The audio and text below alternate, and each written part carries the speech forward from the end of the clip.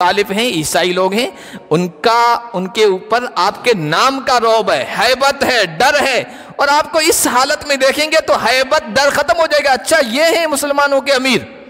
اس لیے کہ دنیا کی نگاہ میں بڑا کس کا سمجھا جاتا ہے؟ لال بتی ہو جس کے پاس، 40 گاڑیاں آگے پیچھے ہو، ہٹو بچو کرنے والے ہو، جب آ جائے تو پورا راستہ بند ہو جائے، لوگ سمجھتے ہو کیا شان ملی ہوئی ہے. ابھی بھی دیکھو انتخابات کا ہے نا، تو نعرے لگ رہے ہیں، ہمارا بھائی جے پور جائے گا، لال بتی لائے گا. لال بتی عزت کا معیار ہو گیا ہے یہ. تو حضرت ابو عبیدہ نے کہا کہ لوگ آپ کو اس حالت میں دیکھیں گے، پائچے چڑھائے ہوئے ہیں، خود اونٹ کی مہار لیے ہوئے ہیں، کوئی خادم نہیں ہے، اور آپ عزت ان کی نگاہ میں آپ کی کم ہو جائے گی.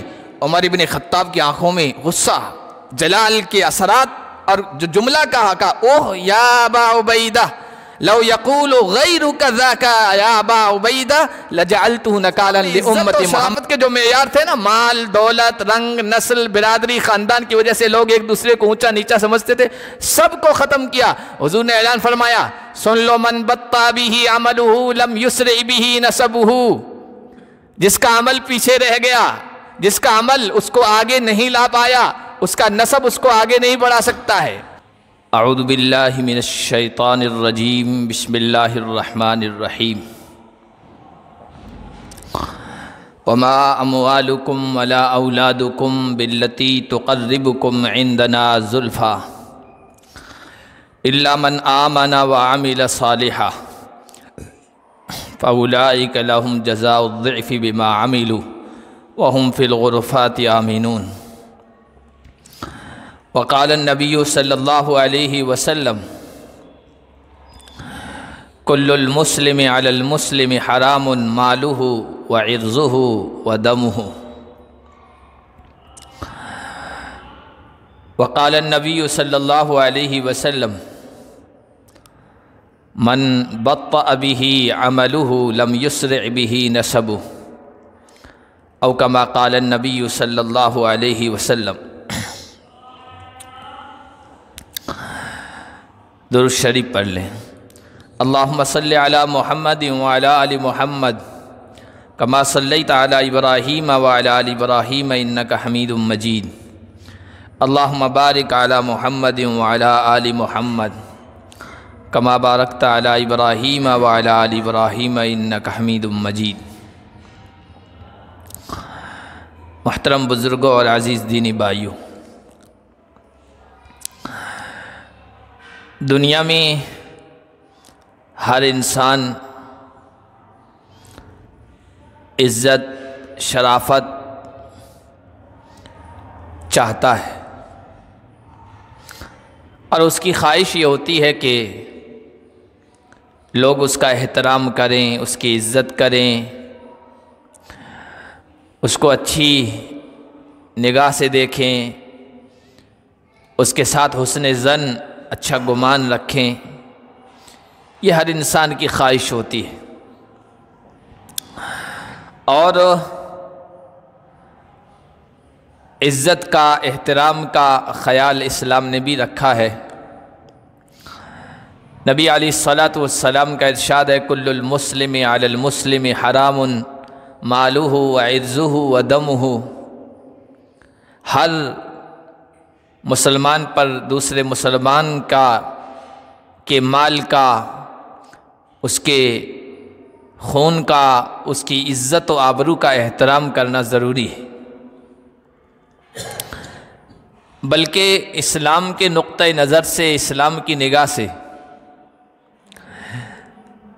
اگر کوئی انسان اپنی عزت و آبرو کی حفاظت کرتے ہوئے جان دے دیتا ہے، قتل ہو جاتا ہے، تو وہ شہید کا رتبہ پاتا ہے. نبی علیہ الصلاۃ والسلام کا ارشاد من قتل دون عرضہ فہو شہید. جو اپنی عزت اور آبرو اور خودداری کی حفاظت کرتے ہوئے مار دیا جائے، قتل کر دیا جائے، فرمایا وہ شہید ہے. تو کسی انسان کی عزت، آبرو اور احترام کا اسلام کتنا لحاظ کرتا ہے، اسی سے آپ اندازہ لگا لیجیے. دنیا میں دیکھتے ہیں ہم معاشرے میں، سماجوں میں عزت اور شرافت کا معیار کیا ہے؟ لوگ کن چیزوں کی وجہ سے کسی کو بڑا سمجھتے ہیں، کسی کو چھوٹا سمجھتے ہیں، کسی کو قابل احترام سمجھتے ہیں اور کسی کو حقیر سمجھتے ہیں؟ سماجوں میں، انسانی معاشرے میں لوگ یہ سمجھتے ہیں کہ عزت کا اور شرافت کا معیار مال و دولت ہے، عزت کا معیار عہدہ و منصب ہے، عزت کا معیار ماننے والوں کی بڑی تعداد ہے کہ اس کے پیچھے چلنے والے ہو، اس کے فالوورز ہو، عزت کا معیار حسن و جمال و خوبصورتی ہے، عزت کا معیار حسب و نسب ہے، خاندان و برادری ہے۔ سماجوں میں انہی چیزوں کو معیار سمجھا جاتا ہے۔ اسی وجہ سے آپ دیکھیے، انسانوں کی تاریخ اٹھا کے دیکھیے، قرآن جب ہم پڑھتے ہیں تو کئی طرح کی باتیں سامنے آتی ہیں۔ فرعون نے مال، دولت اور حکومت اپنے پاس تھی، اس وجہ سے اپنے آپ کو بڑا سمجھا، عزت والا سمجھا، اور وہ کہنے لگا الیس لی ملک مصر وہذہ الانہار تجری من تحتی، یہ مصر کی بادشاہت، یہ مصر کا ملک کیا میرا نہیں ہے؟ اور یہ جو نہریں جاری ہے، پانی چل رہا ہے، کیا میں ان کا مالک نہیں ہوں؟ افلا تبصرون، کیا تم دیکھتے نہیں ہو؟ مکہ کے قریش کے لوگ اپنے مال کے زیادہ ہونے کو، اپنی اولاد کی کثرت کو اپنے لیے عزت کا معیار سمجھا کرتے تھے، اور جب نبی علیہ الصلاۃ والسلام ان سے اللہ کی توحید منواتے تھے تو کہتے تھے نحن اکثر اموالا و اولادا وما نحن بمعذبین۔ سورہ سبا میں آیا، ہم تو مال کے اعتبار سے بڑے ہوئے ہیں، ہم تو اولاد کے اعتبار سے بڑے ہوئے ہیں، دولت بھی ہمارے پاس زیادہ ہے، ماننے والے بھی، ہمارے پیچھے چلنے والے بھی زیادہ ہیں، اور تم جو شرک و کفر کے چھوڑنے اور توحید نہ اپنانے کی دھمکی دے رہے ہو کہ اللہ عذاب میں مبتلا کر دے گا، وما نحن بمعذبین، ہمیں کوئی عذاب میں گرفتار نہیں کر سکتا، ہم عذاب میں گرفتار نہیں ہوں گے، اس لیے کہ ہمارے پاس یہ چیزیں، ہم تو عزت والے۔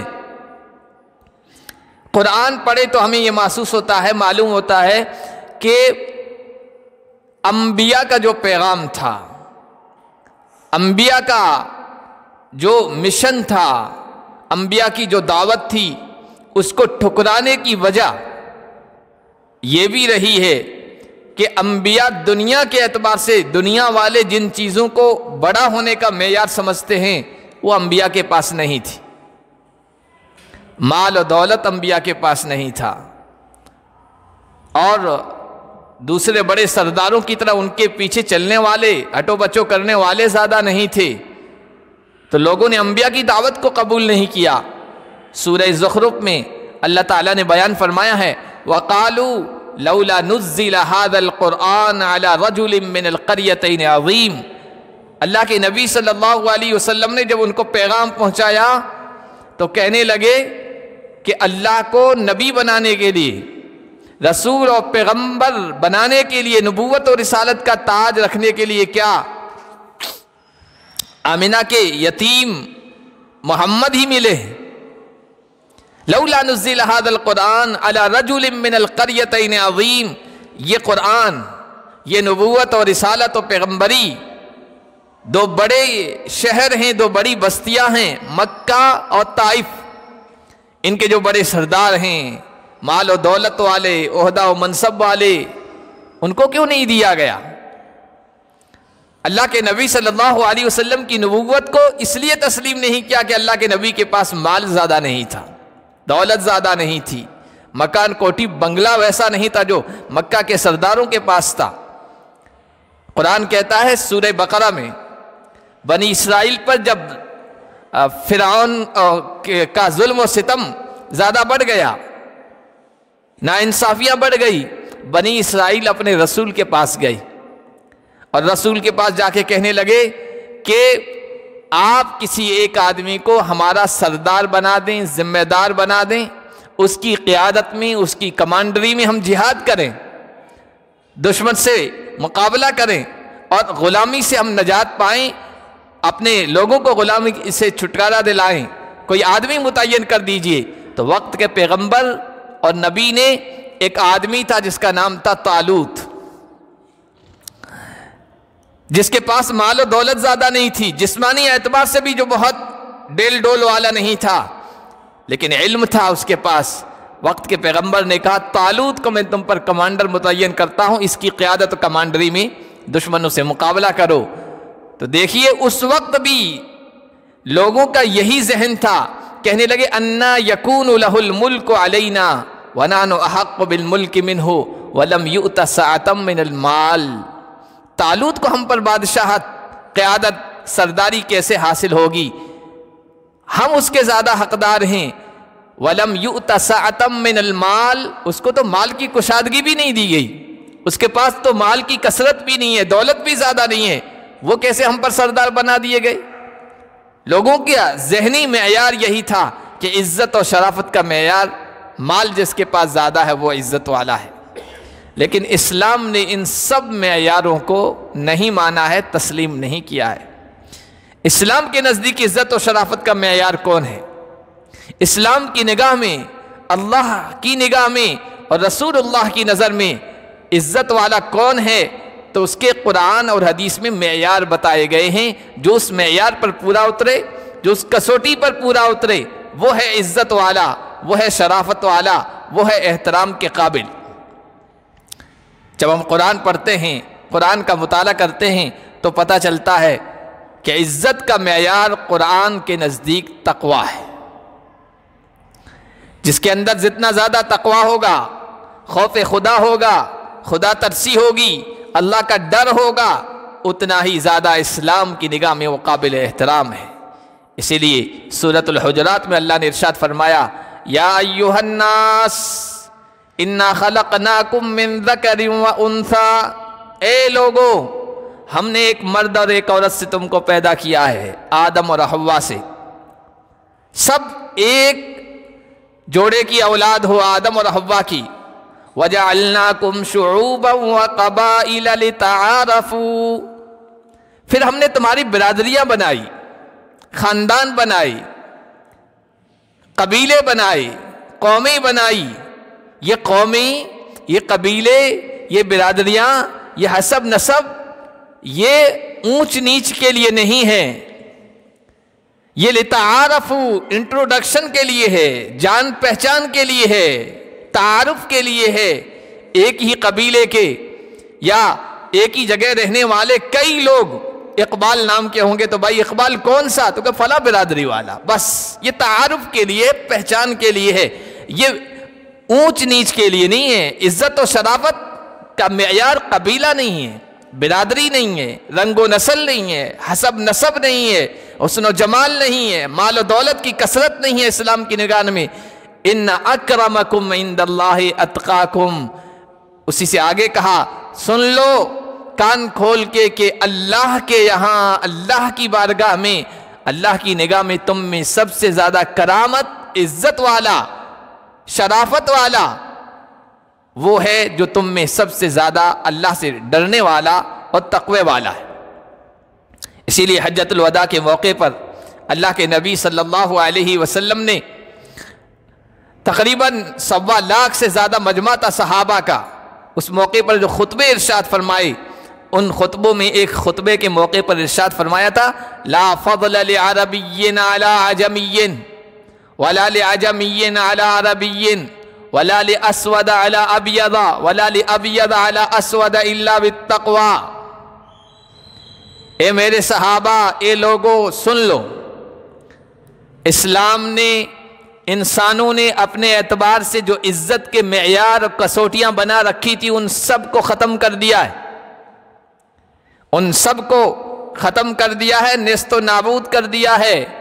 کسی عربی کو کسی اجمی پر کوئی برتری و فضیلت حاصل نہیں ہے، کسی سفید رنگ کے گورے کو کالے پر کوئی فضیلت حاصل نہیں ہے، کسی عربی کو کسی اجمی پر کوئی فضیلت حاصل نہیں ہے۔ رنگ اور نسل کے، خاندان اور برادری کے، اور حسب اور نسب کے، اور مال اور دولت کے جو بت تھے، اسلام نے ان سارے بتوں کو توڑ دیا اور کہا تو ان اباکم واحد و ان ربکم واحد، تمہارے ابا بھی ایک ہی آدم ہیں، تمہارا رب بھی رب الہ واحد ہے، اور تم سب کو مٹی سے پیدا کیا گیا ہے، تم سب ایک باپ کی اولاد ہو۔ اسلام اور ایمان، تقوی، یہ معیار ہونا چاہیے۔ تو سب سے پہلا جو معیار ہے عزت کا وہ اسلام کی نگاہ میں تقوی ہے۔ دوسرے نمبر پر اسلام کسی کو اگر عزت دیتا ہے اور احترام عطا کرتا ہے اسلام کی نگاہ میں، رسول اللہ کی نگاہ میں، تو وہ ہے جو دین کی تعلیمات پر، اسلام کی تعلیمات پر عمل پیرا ہوتا ہے۔ قرآن نے کہا وَمَا أَمْوَالُكُمْ وَلَا أَوْلَادُكُمْ بِالَّتِي تُقَرِّبُكُمْ عِنْدَنَا زُلْفَىٰ، اے لوگو سن لو، تمہارے مال، تمہاری دولتیں، تمہارے خزانوں کے ڈھیر، تمہاری اولاد، یہ تم کو ہم سے قریب نہیں کرے گی، یہ چیزیں تم کو ہماری نگاہ میں محبوب نہیں بنائے گی، إِلَّا مَنْ آمَنَ وَعَمِلَ صَالِحًا۔ ہماری نگاہ میں کون محبوب ہوگا، کون عزت والا ہوگا، ہمارے قریب کون ہوگا، ہمارے نزدیکی؟ من آمن وعمل صالحا، جو ایمان لے آیا اور جس نے نیک عمل کیا، تو یہ وہ لوگ ہیں فَأُولَئِكَ لَهُمْ جَزَاءُ الضِّعْفِ بِمَا عَمِلُوا وَهُمْ فِي الْغُرُفَاتِ آمِنُونَ، جن کو ان کے اعمال کا دگنا بدلہ دیا جائے گا اور جنت کے بالا خانوں میں وہ بڑے مزے سے رہیں گے۔ بخاری شریف میں روایت ہے، ایک عورت تھی، امراتن سودا کے الفاظ آئے، کالی کلوٹی حبشن عورت تھی، اس کا بیچاری کا کوئی ٹھکانہ نہیں تھا۔ مسجد نبوی میں باہر کا جو احاطہ تھا صحن کا، اس کے ایک کنارے پر اس کی جھونپڑی سی بنی ہوئی تھی یا خیمہ سا بنا ہوا تھا، وہ وہاں رہتی تھی اور مسجد نبوی کی خدمت کیا کرتی تھی، جھاڑو لگا دیا کرتی تھی، صفائی کر دیا کرتی تھی، مسجد کی دین کی خدمت کیا کرتی تھی۔ ایک مرتبہ اتفاقاً ایسا ہوا کہ اس کا انتقال ہو گیا۔ انتقال رات میں ہوا تھا، اللہ کے نبی صلی اللہ علیہ وسلم کو پتہ نہیں چلا، اور نہ صحابہ نے اللہ کے نبی صلی اللہ علیہ وسلم کو اطلاع دی۔ رات کا وقت تھا، اندھیرا تھا، صحابہ نے کہا حضور علیہ السلام کو کیوں تکلیف دیں، اس لیے صحابہ نے اس کے غسل کا انتظام کیا، تجہیز و تکفین کا انتظام کیا اور اس کو دفنا دیا۔ اللہ کے نبی صلی اللہ علیہ وسلم جب دوسرے دن مسجد نبوی میں آئے اور وہاں اس عورت کو نہیں دیکھا، وہ نظر نہیں آئی، تو اللہ کے نبی صلی اللہ علیہ وسلم نے پوچھا کہ بھائی وہ یہاں کالی کلوٹی حبشن عورت رہا کرتی تھی، وہ کہاں ہے؟ تو بتایا گیا، صحابہ نے بتایا رسول اللہ رات میں انتقال ہو گیا تھا، ہم نے آپ کو تکلیف دینا مناسب نہیں سمجھا اور ہم نے اس کی تجہیز و تکفین کا انتظام کر دیا۔ نبی علیہ السلام نے کہا کہ تم نے مجھے بتایا کیوں نہیں؟ اور پھر کہا دلونی علی قبرہا، مجھے اس کی قبر بتاؤ، تم نے کہاں اس کو دفن کیا ہے؟ صحابہ کرام رضوان اللہ علیہ مجمعین نے اس عورت کی قبر بتائی، نبی علیہ السلام کو وہاں لے گئے، اور پھر آپ صلی اللہ علیہ وسلم کے ساتھ جو موجود لوگ تھے بتاتے ہیں اللہ کے نبی صلی اللہ علیہ وسلم نے کہا سب باندھو، سب کے ساتھ کھڑے ہو۔ آپ نے اس کی قبر پر نماز پڑھی، اس کے لیے دعا فرمائی۔ حبشہ عورت تھی اور کوئی ٹھکانہ نہیں تھا اس کا، لیکن دین کی خدمت کرتی تھی، مسجد کی خدمت کرتی تھی، اللہ کے رسول کی نگاہ میں اس کا مقام تھا، معیار تھا، اس کی عزت تھی۔ اللہ کے نبی نے کہا کہ اس کا کوئی پوچھنے والا نہیں تھا، نہیں جاؤں گا تو کون پوچھ سکتا ہے مجھے، کون کہہ سکتا ہے، کون تانا دے سکتا ہے کہ اللہ کے نبی نہیں آئے؟ نہیں، اللہ کے نبی گئے یہ بتانے کے لیے کہ اسلام کی نگاہ میں رنگ اور نسل کا کوئی اعتبار نہیں ہے، معیار جو عزت کا ہے وہ دین کی خدمت ہے، دینی تعلیمات پر عمل پیرا ہونا ہے۔ تیسرا جو معیار ہے وہ ہے اللہ کی کتاب کو یاد کرنا، اللہ کی کتاب اللہ قرآن کریم کی تلاوت کرنا اور اس کی تعلیمات پر عمل پیرا ہونا۔ جو جتنا زیادہ کتاب اللہ سے جڑا ہوگا، جو جتنا زیادہ اللہ کی کتاب کا حافظ ہوگا اور جس کی زندگی میں اللہ کی کتاب کی تعلیمات ہوگی عملی طور پر، اسلام کہتا ہے یہ عزت والا اور شرافت والا ہے۔ اللہ کے نبی صلی اللہ علیہ وسلم نے فرمایا ان اللہ یرفع بہذا الکتاب اقواما ویضع بہ آخرین، اللہ اس کتاب کے ذریعے سے نہ جانے کتنے لوگوں کو بلندیوں سے سرفراز کراتا ہے، اور دوسرے بہت سارے لوگ جو دنیا کی نگاہ میں بڑی عزت والے ہیں لیکن اس کتاب کو ٹھکرا دیا ہے، تو اس کتاب کی وجہ سے اللہ بہت ساروں کو ذلت کے گڑھوں میں ڈال دیتا ہے۔ علامہ اقبال نے اسی کو تو کہا تھا نا، وہ معزز تھے زمانے میں مسلمان ہو کر اور تم خوار ہوئے تارک قرآن ہو کر۔ کتاب اللہ کی وجہ سے، اس سے وابستہ ہونے کی وجہ سے ان کو عزت اور سربلندیاں ملی، اور تم نے اس کو چھوڑا تو ذلیل و خوار اور رسوا ہوئے ہیں۔ غزوہ احد کے موقع پر بخاری شریف میں روایت موجود ہے 70 صحابہ شہید ہوئے ہیں، ایک ساتھ قبریں کھود کر ان کو دفن کرنے کی نوبت آ رہی، کئی لوگوں کو ایک ساتھ۔ اب کس کو کس طرح سے دفن کریں، کس کو کس کے ساتھ رکھیں؟ اللہ کے نبی علیہ السلام سے پوچھا گیا، اللہ کے نبی صلی اللہ علیہ وسلم نے یہ فرمایا دیکھو ایہم احفظ للقرآن، قرآن کا کون سب سے زیادہ حافظ تھا، قرآن کس کو زیادہ یاد تھا، جس کو زیادہ یاد تھا تو قرآن کو زیادہ یاد کرنے والوں کو ایک ساتھ قبر میں دفن کرو۔ یہ ان کی عزت تھی، یہ ان کی کرامت، ان کی شرافت تھی، قرآن سے وابستہ ہونے کی وجہ سے ان کو یہ عزت دی گئی۔ اور اللہ کے نبی صلی اللہ علیہ وسلم نے امامت کون کرائی، مسجد میں مسلمانوں کی امامت کون کرائی، تو حضور نے فرمایا تھا یؤم القوم اقرأہم لکتاب اللہ، جس کو اللہ کی کتاب زیادہ یاد ہو اور جو اللہ کی کتاب قرآن کو زیادہ پڑھنے والا ہو، مسلم قوم کی امامت کا بھی وہ زیادہ حقدار ہے۔ بخاری شریف میں ایک روایت موجود ہے، عمر بن ابی سلمہ ہے، یہ جب مسلمان ہوئے ہیں ان کے قبیلے و خاندان والے یہ بہت کم عمر تھے، ان کا قبیلہ ایک چشمے کے کنارے آباد تھا، پانی کے چشمے کے پاس۔ عرب کے لوگوں کے ہاں پانی کی کمی تھی تو قبیلے خاندان سفر کرتے تھے، لوگ سفر کرتے تھے تو چشموں کے پاس ٹھہرا کرتے تھے، ان کی آبادی چشمے کے پاس تھی۔ صحابہ کرام کا بھی آنا جانا ہوتا تھا، صحابہ کے قافلے چشمے کے قریب ٹھہرتے تھے تو ان کو اسلام کی باتیں بتاتے، وہ آپس میں قرآن کا مذاکرہ کرتے تھے، قرآن کی آیتیں صورتیں پڑھا کرتے تھے۔ تو یہ کہتے ہیں ہم بچے تھے، غیر مسلم تھے، نان مسلم تھے، لیکن ہم سنا کرتے تھے، غور سے سنا کرتے تھے، اور نان مسلم ہونے کے باوجود ہم کو قرآن کی بہت ساری صورتیں یاد ہو گئی تھی۔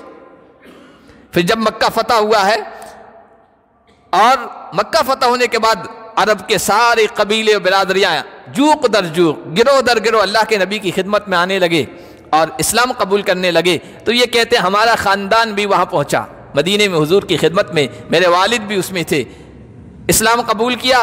اسلام قبول کرنے کے بعد حضور نے ان کو کچھ تعلیمات بتائی کہ تم اپنے واپس لوٹ رہے ہو اپنی رہائش گاہ پر، اپنے منزل پر، کہا کہ یہ 5 نمازیں ہیں، فلاں نماز فلاں وقت پہ پڑھنا ہے، فلاں نماز فلاں وقت پہ پڑھنا ہے، پورا ٹائم بتایا۔ اور پھر کہا وہاں جب پہنچو تو امامت کون کرے تمہارا، دیکھ لینا، غور کر لینا، جس کو قرآن زیادہ یاد ہو اس کو آگے بڑھا دینا، وہ امامت کرے گا۔ عزت کی چیز یہ ہے۔ حضرت عمر بن سلمہ کہتے ہیں کہ ہمارے خاندان قبیلے والے واپس چشمے پہ آئے، اپنے ٹھکانے پہ آئے، نماز کا وقت آیا تو اب بھائی امامت کون کرے؟ دیکھو بھائی حضور نے کہا تھا جس کو قرآن زیادہ یاد ہو وہ امامت کرے گا۔ اب تحقیق کی گئی، تلاشی لی گئی تو معلوم ہوا کہ کسی بڑے آدمی کو قرآن یاد تھا ہی نہیں۔ یہ جو بچے تھے عمر بن ابی سلمہ، یہ کم عمر بچے تھے، قرآن ان کو سب سے زیادہ یاد تھا، اور یاد بھی کب کیا تھا جبکہ پورا قبیلہ غیر مسلم تھا۔ اب ان کو قرآن یاد تھا، ان کو آگے بڑھا دیا گیا۔ بخاری شریف میں روایت موجود ہے کہ 6 یا 7 سال کے بچے تھے۔ اب یہاں پر ایک دوسرا مسئلہ ہے کہ چھوٹا بچہ امامت کرا سکتا ہے کہ نہیں، وہ دوسرا مسئلہ ہے، لیکن بہرحال یہ واقعہ موجود ہے۔ ان کو آگے بڑھا دیا گیا۔ اب حضور کو یہ تھوڑی پتا تھا کہ وہاں سب سے زیادہ قرآن یاد کرنے والا چھوٹا بچہ ہوگا، یہ نہیں پتا تھا۔ بہرحال انہوں نے ان کو آگے بڑھا دیا قرآن کے حفظ ہونے کی وجہ سے۔ اتنے چھوٹے تھے کہ پردے کا بھی لحاظ نہیں تھا، مسجد میں نماز پڑھنے عورتیں بھی آیا کرتی تھی، تو کبھی سجدے میں اوپر اٹھ گئی تو دیکھا یہ چھوٹا بچہ ہے، پیچھے اس کا سطر کھلا ہوا ہے، تو کسی عورت نے کہا بھائی تمہارے امام صاحب کو کپڑا تو لا کے دے دو، تو بہت سارے لوگوں نے کپڑے ہدیہ اور تحفہ میں لا کے دیے۔ یہ بھی بخاری شریف میں واقعہ موجود ہے۔ لیکن میرے کہنے کا اور واقعہ بیان کرنے کا مقصد یہ ہے کہ قرآن عزت دیتا ہے۔ قرآن جو یاد کرے گا، قرآن سے جو وابستہ ہوگا، قرآن سے جو جڑا ہوا ہوگا، اس کو سب چیزیں ملے گی، بلکہ حضرت عمر بن خطاب کے زمانے میں تو عہدہ و منصب بھی اسی کو ملتا تھا جو قرآن کا سب سے زیادہ یاد رکھنے والا ہوتا تھا۔ ابن ابی ابزا تھے ایک صحابی، وہ بڑے پڑھے لکھے تھے، حضرت عمر بن خطاب نے ان کو بڑا عہدہ دے دیا۔ لوگوں نے کہا کہ یہ تو غلام ہے، یہ تو بہت معاشرے میں کمتر سمجھے جاتے ہیں، ان کو اتنا بڑا مقام دے دیا۔ حضرت عمر بن خطاب نے کہا کہ انہ قارئ لکتاب اللہ، یہ اللہ کی کتاب کا زیادہ پڑھنے والا ہے اور زیادہ یاد رکھنے والا ہے، اس کی وجہ سے یہ اس کو عزت ملی ہے اور عہدہ ملا ہے۔ اسلام نے عزت اور شرافت کے جو معیار تھے نا، مال، دولت، رنگ، نسل، برادری، خاندان کی وجہ سے لوگ ایک دوسرے کو اونچا نیچا سمجھتے تھے، سب کو ختم کیا۔ حضور نے اعلان فرمایا، سن لو من بطا بہ عملہ لم یسرع بہ نسبہ، جس کا عمل پیچھے رہ گیا، جس کا عمل اس کو آگے نہیں لا پایا، اس کا نسب اس کو آگے نہیں بڑھا سکتا ہے۔ اور ایک موقع پر تو کھڑے ہو گئے ہو، قریش کے تمام قبیلوں کو، قریش کے لوگ اپنے آپ کو بڑا سمجھتے تھے عرب میں، یا بنی حارثہ، یا بنی فہر، یا قریش، ایک ایک قبیلے کا نام لیا، اور حضور نے کہا لا انقذوا انفسکم لا املک لکم من اللہ ضرا ولا نفعا، دیکھو اپنے آپ کو اللہ کی پکڑ سے بچاؤ، میں اللہ کے مقابلے میں تمہارے لیے کسی نفع نقصان کا مالک نہیں ہوں۔ ایمان قبول کرو گے، عمل میں آگے بڑھو گے تو اللہ کے ہاں عزت پاؤ گے۔ صرف اس وجہ سے کہ ہم قریش کے قبیلے سے تعلق رکھتے ہیں اور فلاں برادری سے تعلق رکھتے ہیں، تم کو عزت اور مقام و مرتبہ اللہ کی نگاہ میں یہ چیز نہیں دلا سکتی ہے۔ اللہ کے نبی صلی اللہ علیہ وسلم نے سارے معیارات کو ختم کر کے صرف ایمان اور اسلام، تقوی، پرہیزگاری، اس کو معیار بنایا ہے۔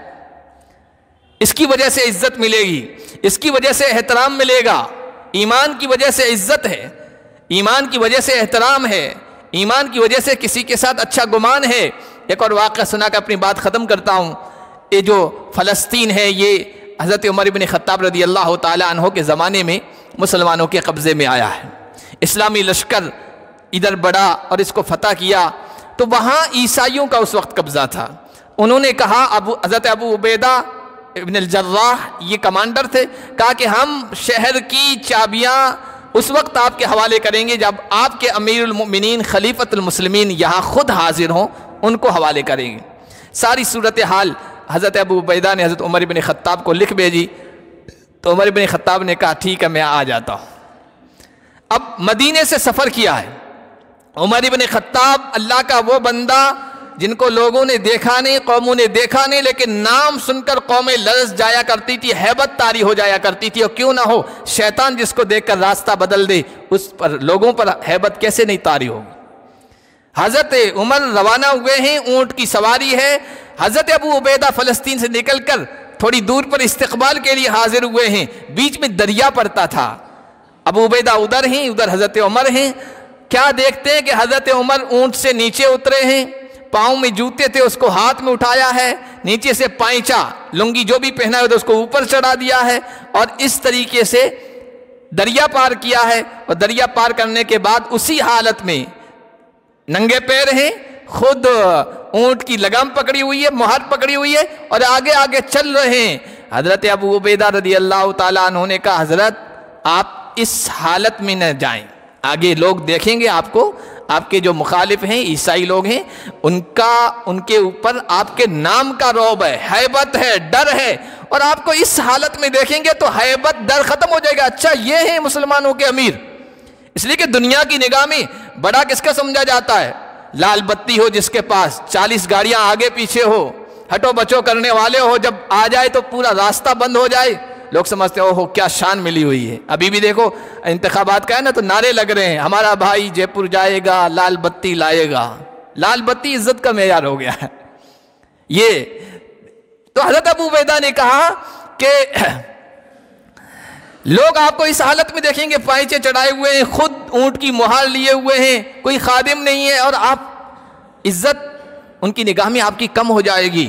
عمر بن خطاب کی آنکھوں میں غصہ، جلال کے اثرات، اور جو جملہ کہا اوہ یا ابا عبیدہ لو یقول غیرک ذاک یا ابا عبیدہ لجعلتہ نکالا لامت محمد۔ ابو عبیدہ تمہاری عزت میری نگاہ میں ہے، تمہارے علاوہ کوئی یہ جملہ کہتا نا تو میں اس کو ایسی سزا دیتا کہ پوری امت کے لیے عبرت کا نشان بن جاتا۔ کیا ہمارے ہاں عزت کا معیار یہ ہے کہ شان و شوکت گاڑی پہ بیٹھے ہو، غلام نوکر چاکر ساتھ میں ہو، جوتے بھی اپنے ہاتھ سے نہ پکڑے؟ یہ کوئی عزت کا معیار ہے؟ اعزنا اللہ بالاسلام انا کنا اذل قوم اعزنا اللہ بالاسلام۔ ابو عبیدہ آنکھ کھول کر دیکھ لو، سن لو، غور کر لو، کان کھول کے سن لو ابو عبیدہ، ہم ایسے لوگ تھے کہ ذلیل قوم تھے، دنیا کی نگاہ میں ہماری کوئی حیثیت نہیں تھی، اسلام اور ایمان کی دولت کی وجہ سے اللہ نے ہمیں عزت کے بلند مقام پر پہنچایا ہے۔ فَمَهْمَا نَطْلُبُ الْعِزَّةَ بِغَيْرِ مَا أَعَزَّنَا اللَّهُ، جس چیز کے ذریعے سے اللہ نے ہمیں عزت دی ہے اس کے علاوہ کسی اور معیار سے، مال، دولت، شان و شوکت، حسب نسب، خاندان برادری، حکومت، اقتدار، کرسی، منصب کے ذریعے سے ہم چاہیں گے کہ ہم دنیا کی نگاہوں میں عزت والے ہو جائیں، اذلنا اللہ، اللہ ہمیں ذلت کے گڑھوں میں ڈال دے گا۔ ہمارے یہاں عزت کے معیار نہیں ہے، ہمارے ہاں عزت کا معیار ایمان ہے، تقوی ہے، خوف خدا ہے، عمل میں آگے بڑھنا ہے، قرآن سے وابستگی اور جوڑ ہے۔ یہ ہے اصل میں عزت اور بلندی کے مقام کے معیار اور اس کی کسوٹیاں، جو اس پر پورا اترے گا اللہ اس کے رسول کی نگاہ میں وہ عزت والا ہے، باقی کوئی عزت والا نہیں ہے۔ اللہ پاک ان معیاروں کو ہمیں اپنانے کی توفیق عطا فرمائے۔